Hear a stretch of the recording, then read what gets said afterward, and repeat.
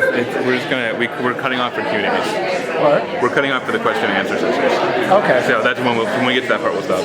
Okay. Because we're not getting releases for the people, so we're just doing it. Okay. And I'll let you know then. Sure. I'll give you that. Cool. Thanks for your help. My pleasure. I'm Lance. I'm Robin. Good to meet Pleasure. you. We're gonna get started! Thanks, Lorena. Okay, so I'm Allie Whalen. This project stems off of the research that I did for my MEAT thesis that I completed last year about the underground tape exchange network of Eastern Europe and what archiving efforts are taking place now. These unofficial audio recordings that I'm going to talk about took place between 1970 and 1990. And the purpose of this project is really to map the history from the point of creation up to acquisition by an archive. And these illegal audio materials ended up in archives around the world. So they're not just in Europe, there's also archives in the US. Oops, the Wi-Fi thing. Also archives in the US that have a lot of underground materials from the Eastern Bloc. These materials are mostly rare music recordings. They're punk, rock, noise, experimental concerts and recordings. And they're also lectures, seminars, readings, and meetings. This research is based on archives dedicated to preserving alternative cultural heritage and exploring how these audio recordings were created, distributed, hidden, censored, and confiscated under state control, and how archives after the fall of communist governments beginning in 1989 were retrieved and processed by archives. So before I get started, I kind of wanted to give a little historical background on where these materials come from. There's various social, political factors that have impacted and influenced the underground culture that emerged in Eastern Europe from 1950 to 1989, such as changes in state power, civil reforms, and economical and technological shifts. To understand and ultimately preserve Samstadt, which is self-published, exile, and underground materials, we need to figure out what to label these materials and where to situate them within the historical, social, and political context of the era. Periods and levels of state control and personal freedom were different in every country. Restrictions and punishments for underground events and self-produced materials varied according to region and period. Political approaches to post-Stalinist socialist societies shifted over time and with the appointment of new state officials. So freedom for artists, writers, and musicians changed both geographically and temporally. Up until the mid-1950s, harsh Stalinism persisted throughout the Soviet regions, and the decades that followed brought nuanced interpretations of socialism and de-Stalinization, Soviet invasions, and people's revolutions. So there's no concrete statement you can make about the levels of restriction and freedom, because there were so many shifts in power and people. So it should be remembered that each community, action, and object is completely unique. So these items came out of what is commonly known as second culture, underground culture, and a parallel society. I'm going to read a quote from Václav Havel, who talked about second culture, that rapidly came to be used for the whole area of independent and repressed culture. That is not only for art and its various currents, but also for the humanities, the social sciences, and philosophical thought. The second culture, quite naturally, has created elementary organizational forms, Samstadt editions of books and magazines, private performances and concerts, seminars, exhibitions, and so on. So second culture really became a means for the unofficial alternative world. Underground culture broke the isolation of the former Soviet satellite countries from the West and engendered a unique sub-reality to flourish outside of official, socialist realism-directed culture. Self and group expression was manifested in artistic forms such as poetry, literature, music, spoken word, performance, and film through unconventional and improvised methods. Self-expression manifested in underground culture through innovative and experimental methods and practices, evolving alongside changes in political and social structures, as well as technology that opened up new mediums in which to create and communicate. Ethnomusicologist Trevor Hagen developed the theory of creative constriction, whereas the paradoxical situation whereby suppression generates new opportunities for creative action. So these communities were fighting the oppression of the state, and the art was actually able to flourish and became very strong and powerful throughout these countries.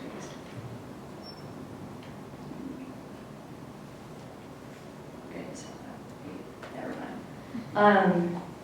So the social political context is an essential element of the underground audio of the Eastern Bloc. And before identifying the physical characteristics and preservation needs of the materials, it's important to understand the culture from which they came. Individuals, technology, and the social political context repeatedly co-produced the culture of the space, which was a legal, alternative, and full of anxiety and excitement. Music and spoken word together functioned as a soundtrack for underground culture. From 1950s and 60s, Bardovskaya Pesnia, Russian bard poetry sung to gypsy guitar, and 1970s seminars on philosophy, and 1980s punk and experimental music concerts. Artists, musicians, and writers struggled for the autonomy to experience alternative societies, create sounds, oral and musical, and capture the audio for exposure, communication, and posterity. The era of collective yet separate listening practices transitioned to collective communication through performance. The musical experience is two-part, as the ethnomusicologist that I quoted earlier said. It's one part sensory, which is listening, and one part action-oriented, which is participating in distribution and creation. During this time, the culture went from listening in a collective yet separate space, so people sitting in their apartments or meeting in cottages and just listening to music, to an active, engaging performance culture, which was collective communication. So you had your listening stations, or your listening sessions, and then you had private rock clubs and venues and bars. You had youth centers, cultural centers, where shows were taking place. You also had maybe the secret show at a farm right outside of town that was taking place that only a few people know about. And then if it got broken up by the cops, then, or the police, then they would stop for a little while and then start again. So it was really about being involved in this culture to know where these things were taking place. But then there were also festivals and gatherings which were approved by the state. Some bands were considered official, others unofficial. Artists had to go through interviews to see if they were appropriate for them to play music, for them to make art, for them to write. So there's a little bit of controversy there between musicians, between artists who became official.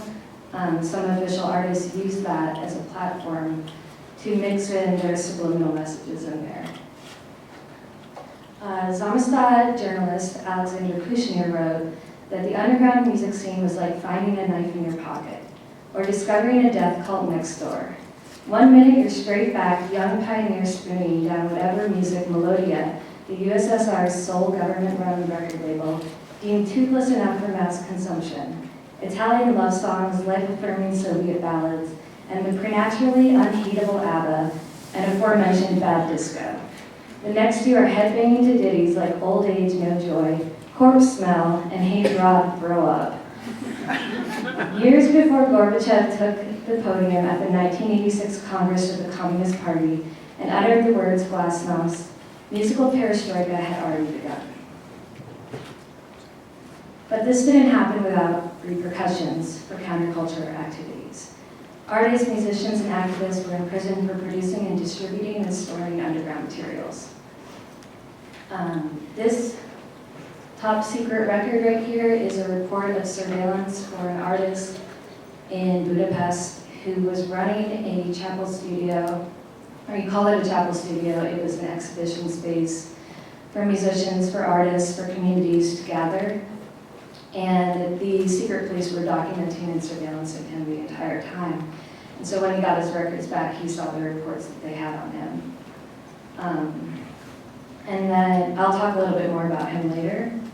And then there was another writer, collector, who I'll also talk about in Prague, who was storing large amounts of materials, and his house kept getting searched, and police were coming to his house. He was also put in prison for having these items in his house.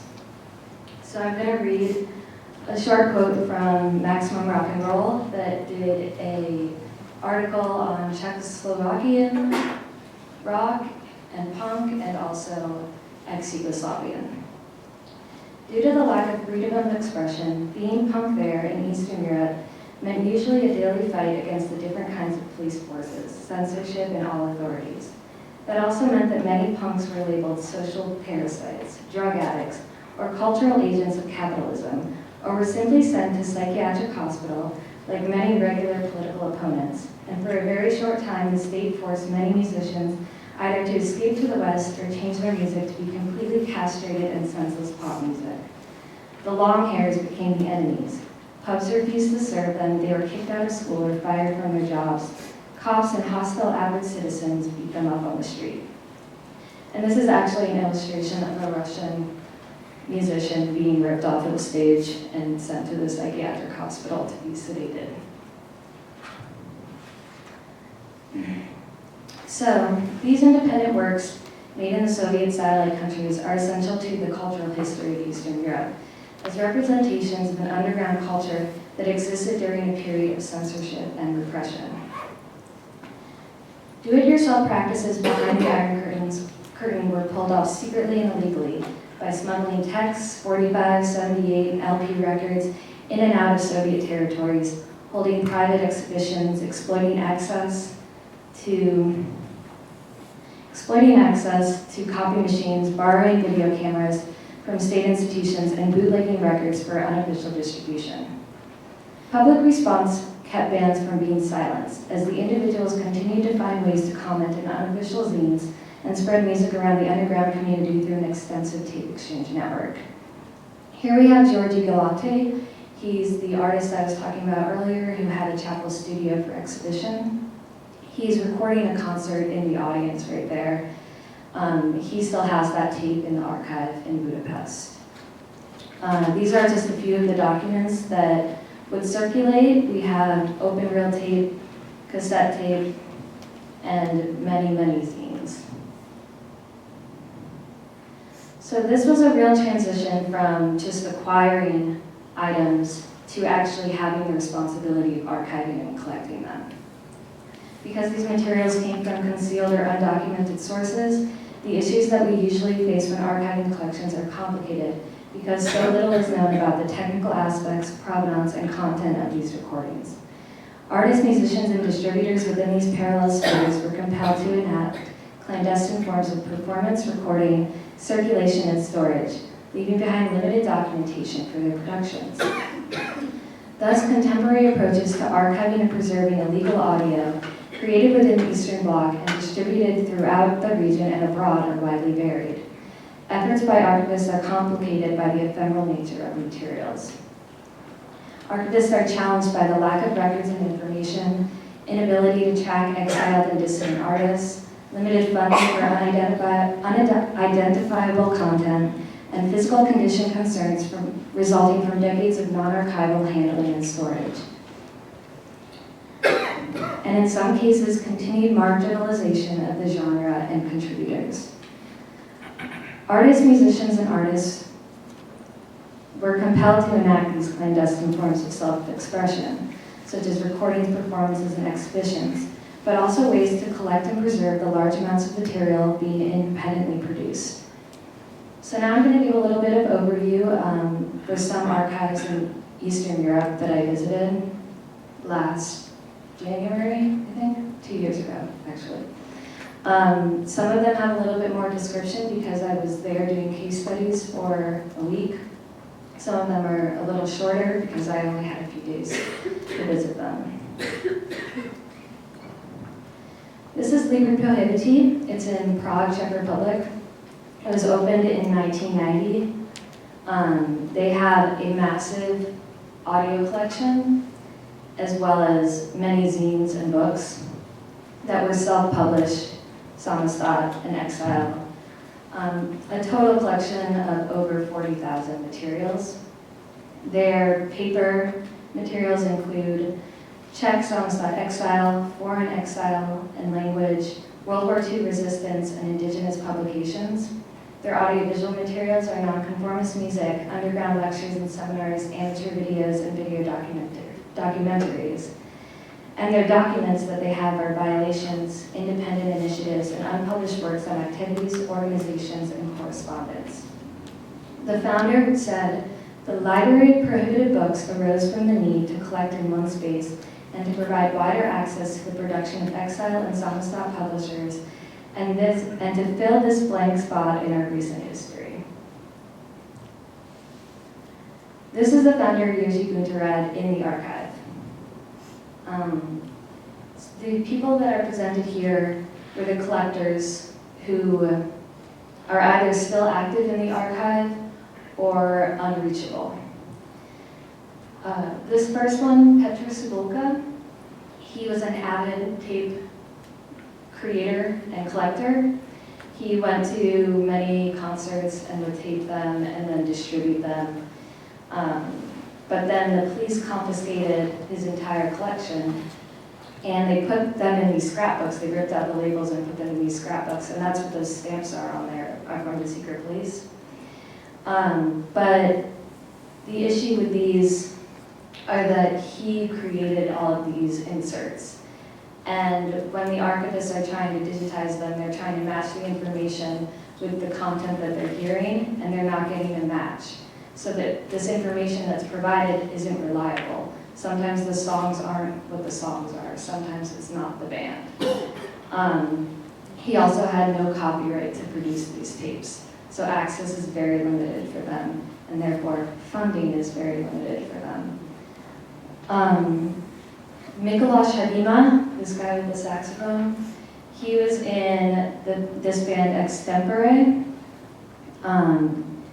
He knows a lot about the culture, he knows a lot of musicians, a lot of artists, so he's been great for them to have that communication with people who can give more information about what these materials are.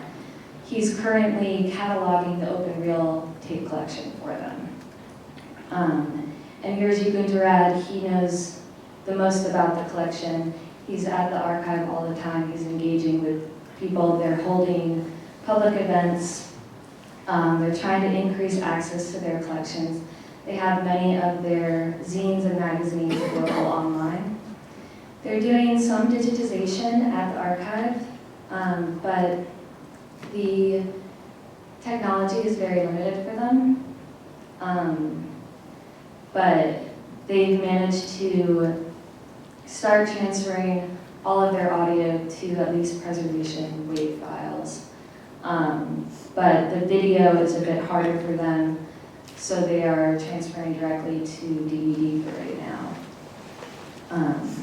But they're able to do something, and they're able to have this library that people have access to. So moving on, this is Artpool Art Research Center in Budapest,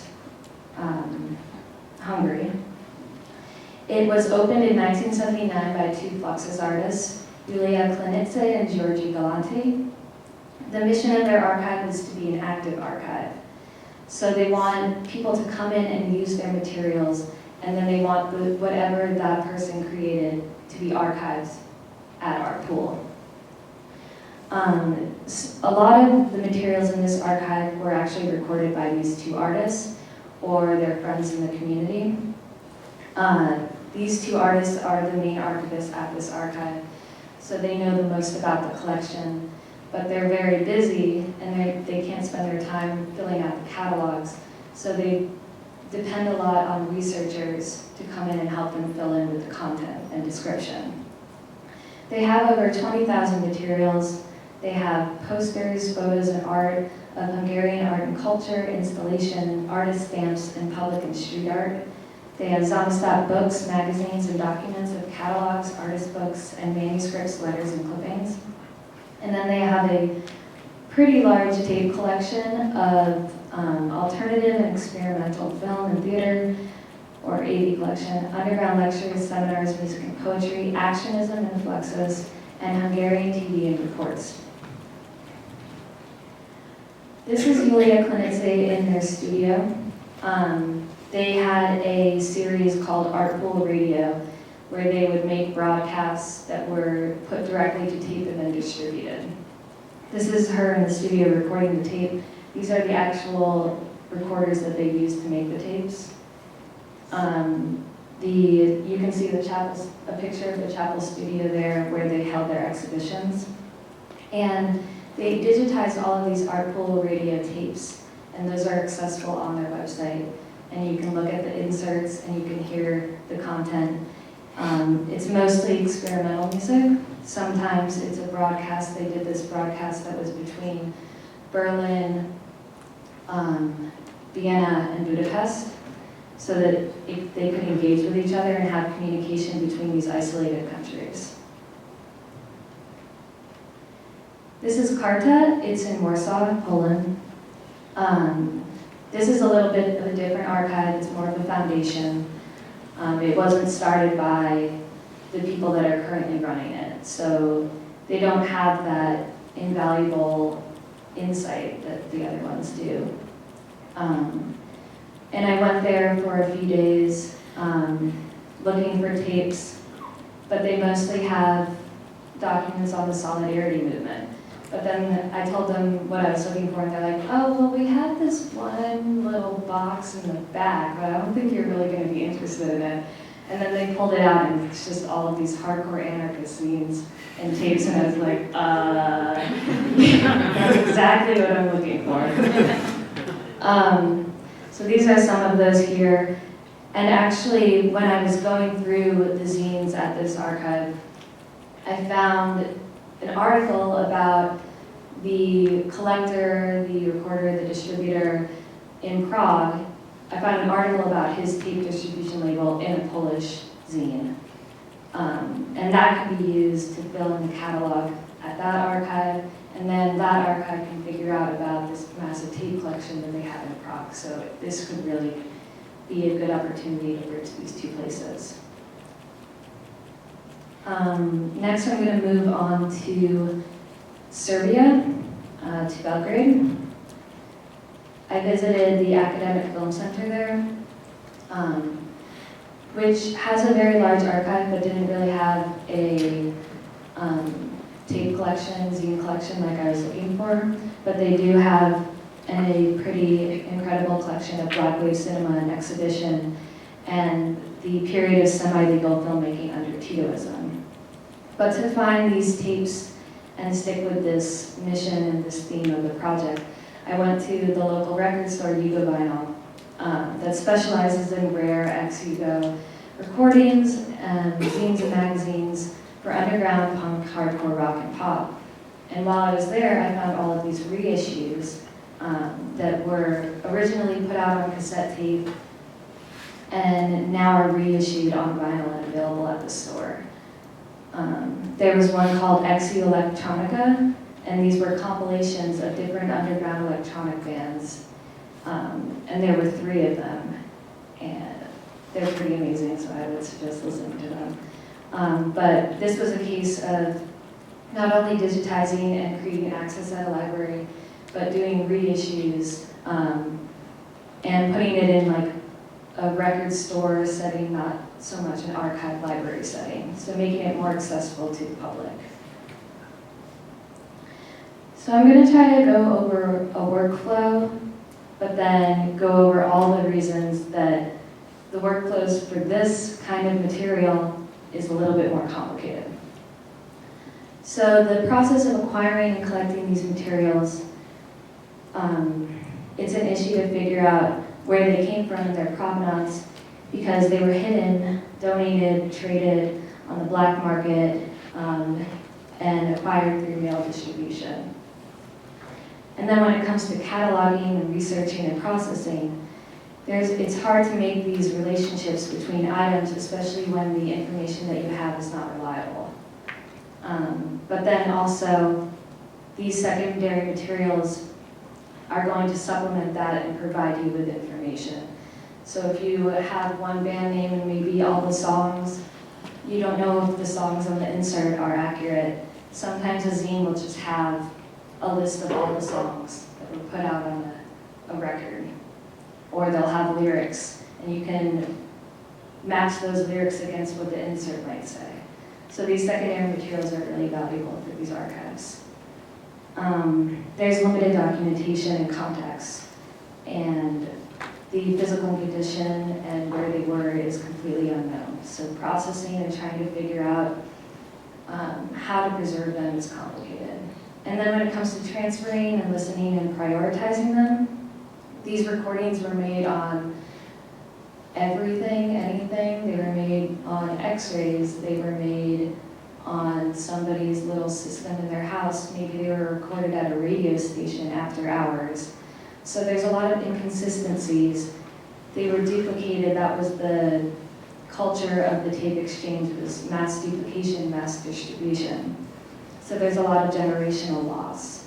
They were recorded outside with just a microphone set up like you saw. So there's a lot of analog noise. They also might jump from one song to another, one band to another. They might have been recorded over, something might be underneath, so there's a lot of idiosyncrasies with these. And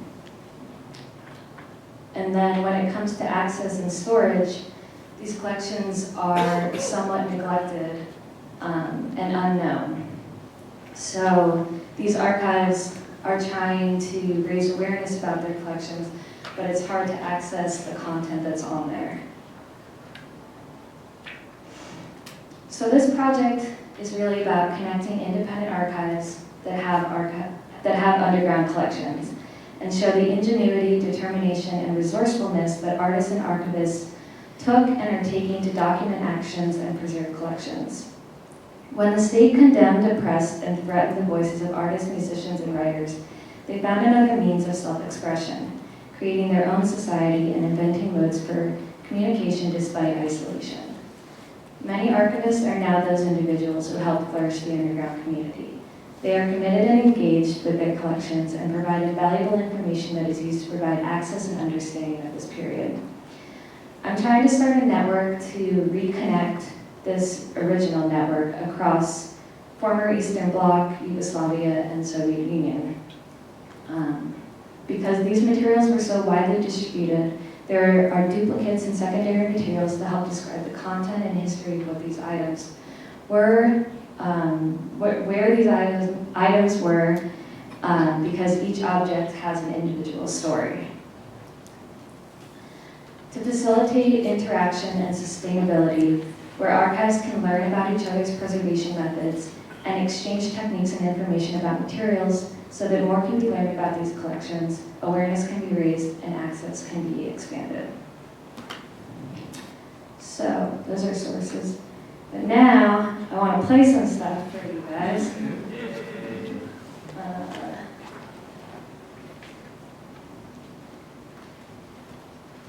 This is a compilation of videos of recordings and live shows from all over the place.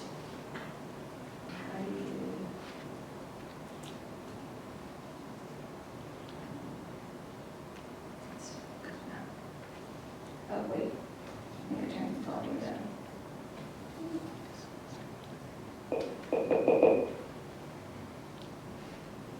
Ekipi diska Študent in Faber sta v prisilnem izgnanstvu v mladinskem centru v Zgornji Šiški na Vodnikovem 141. Nikjer, kjer se dogaja zabava za mlade ljudi sorte, kjer se neuradna in razoradna mladina razpravlja o apokaliptičnem vzdušju hedonizma, ne gre brez problemov. Program je zaenkrat omejen na underground disko in video erotične seanse ob sobotah vabilnisko. Muzika svetovno trendovska in maksimalno plesna. Funk, New Wave, rock in funk.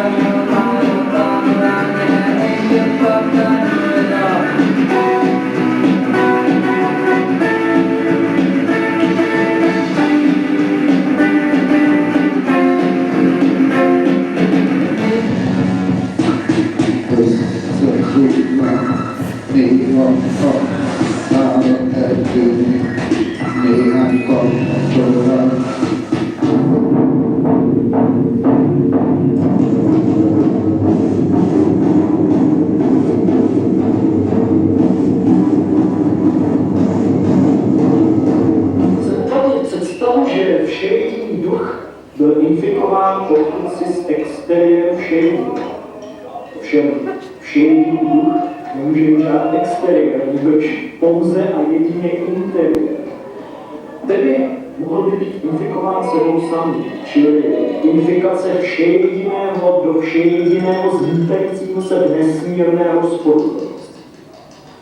Nepatrný příklad rozporuplnosti jsou pacienti. Дом горит, козел не видит, дом горит, козел не знает, что козлом на свет родился, за козла и отвечать. Гори, гори, ясно, чтобы не погасла, гори, гори, ясно, чтобы не погасла.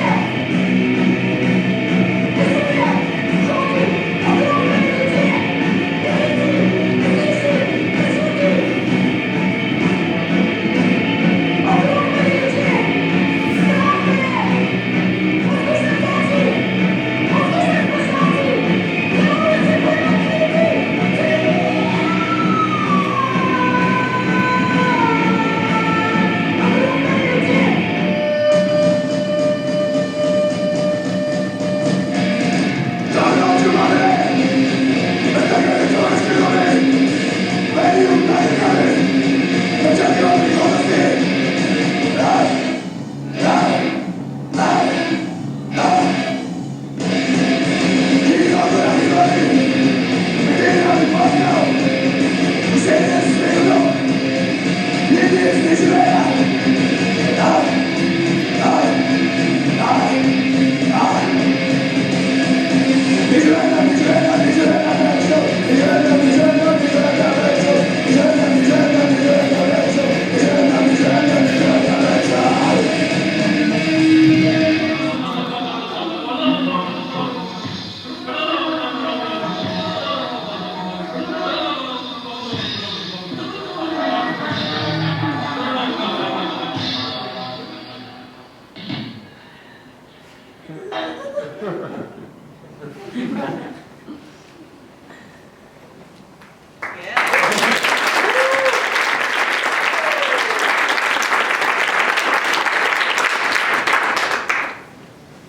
a pretty good sample of what was going on.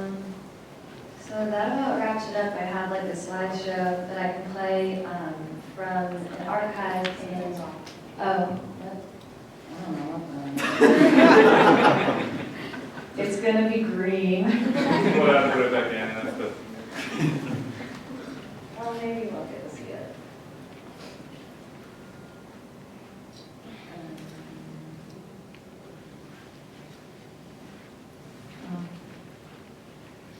Never mind, just a tease. But yeah, that about wraps it up, so if anybody has any questions. Yeah. I may have missed this, but maybe you didn't say, is there anywhere to access some of these recordings for those of us who can't go to Budapest? Yeah, the Archive of Budapest actually has a lot on their website. It's Artful Art